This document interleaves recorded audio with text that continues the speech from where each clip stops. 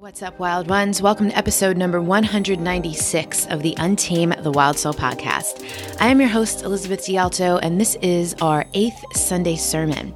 If you're new to the podcast, or this is your first Sunday sermon, these are shorter solo episodes, about 10 to 20 minutes in length, where I do things like oracle readings or share my favorite prayers and poems or excerpts from what I'm reading, which is what I'll be doing today.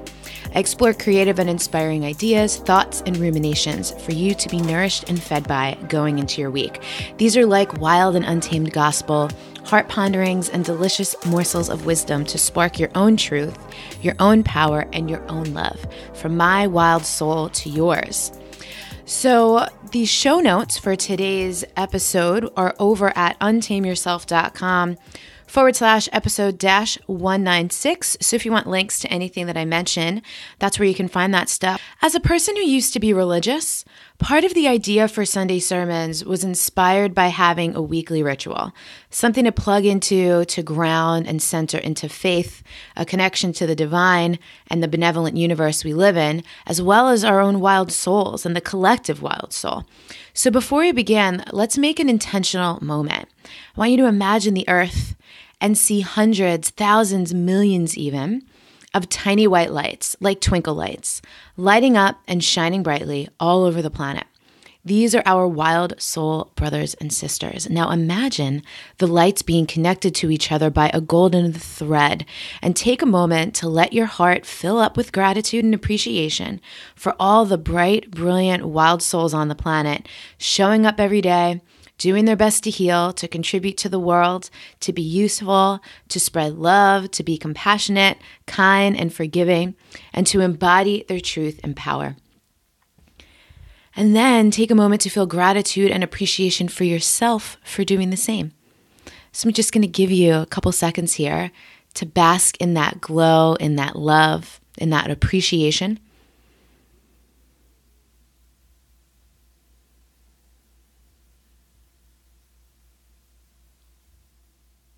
And now let's get into the sermon. So we're living in a time when honesty and courage are of utmost importance. So today I want to read you a story from Edwene Gaines' 4 Spiritual Laws of Prosperity. Moving to Malibu has me thinking a lot about the energetic intersections between social and cultural impact and prosperity mindset. Some of the conversations I'm engaging in these days are in the, quote, highest vibration.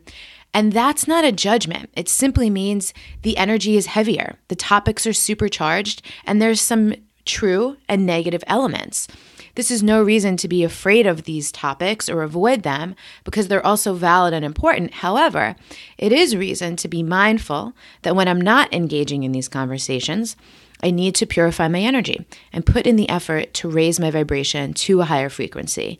This is about energetic hygiene. This allows me to keep my mind right and stay in alignment with my soul's truth, wisdom, and voice.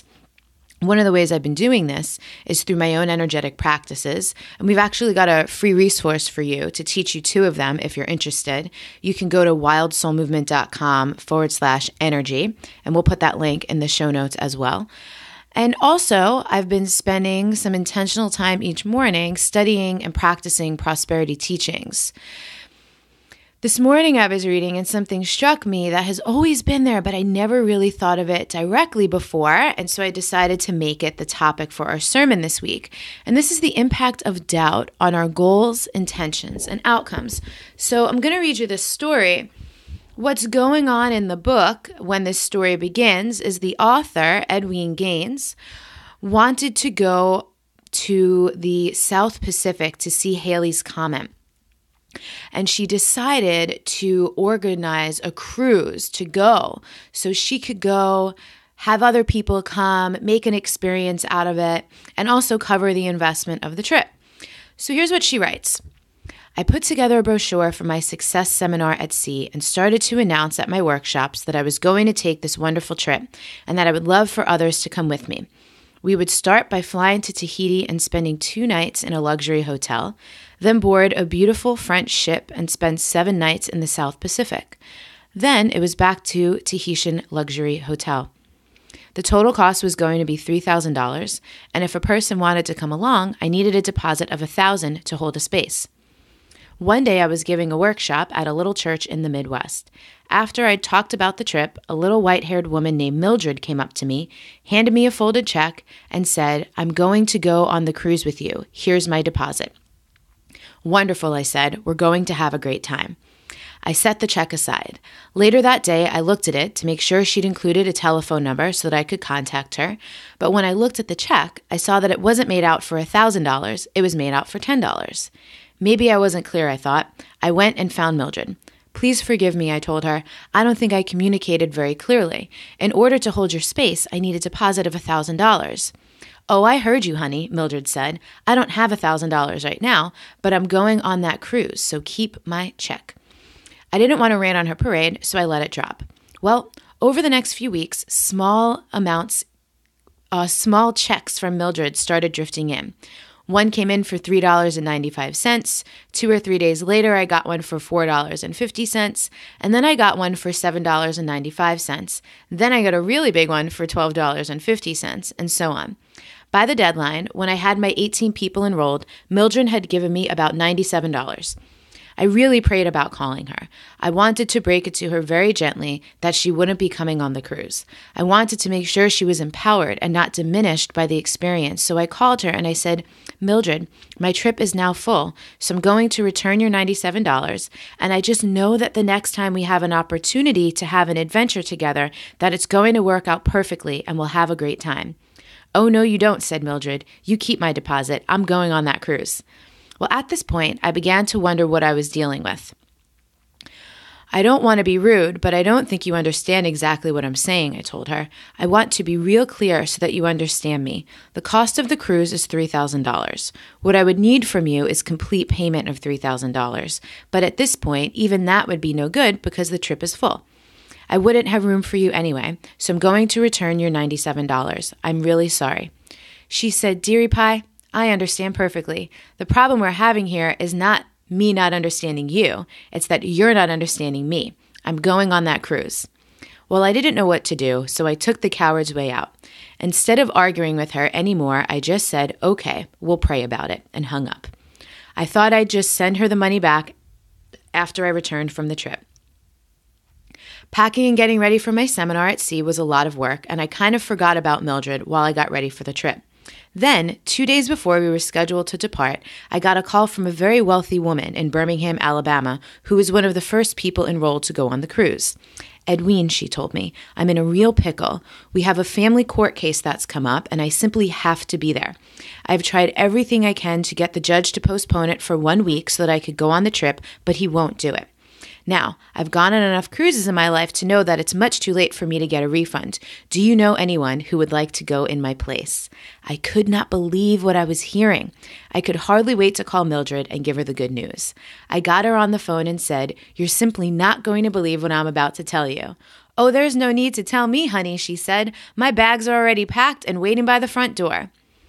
Charles Fillmore said that the quickest way to have your demonstration of good is to believe the promise of Jesus Christ, who says to you, "Whosoever shall not doubt in his heart, but shall believe that what he saith cometh to pass, he shall have it."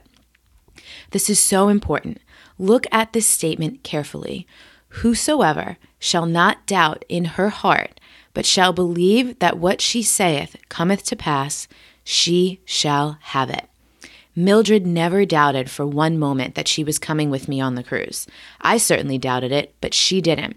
She had made a complete and total commitment in her mind to go on the trip, and because she made her choice and then verbalized it, God stepped in and did exactly what was needed.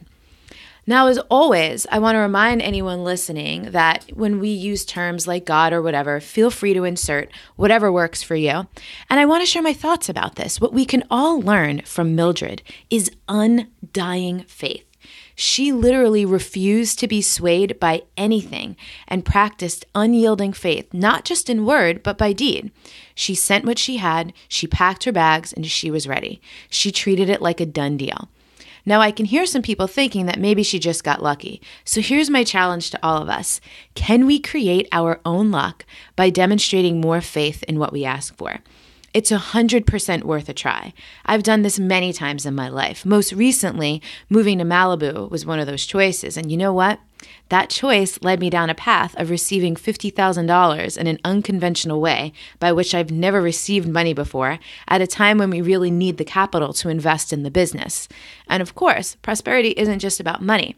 It's about health, it's about connection, and synergistic relationships too. So take this mindset into your week. Give yourself permission to be more courageous in your faith, to hold space for miraculous grace to assist you in your life in any endeavor your heart and soul feel called to, no matter the subject, whether it's heavy, intense, or supercharged, or light, playful, and super positive. We're here to be useful, to help, to serve, to be generous, and to embody our highest expression, our wild souls. Have a beautiful week, everyone. And if you're into the prosperity topic, make sure you also listen to episode number 195 with my dear friend Kizma Orbovich. The show notes and the link to that interview can be found at untameyourself.com/episode-195. We'll see you later.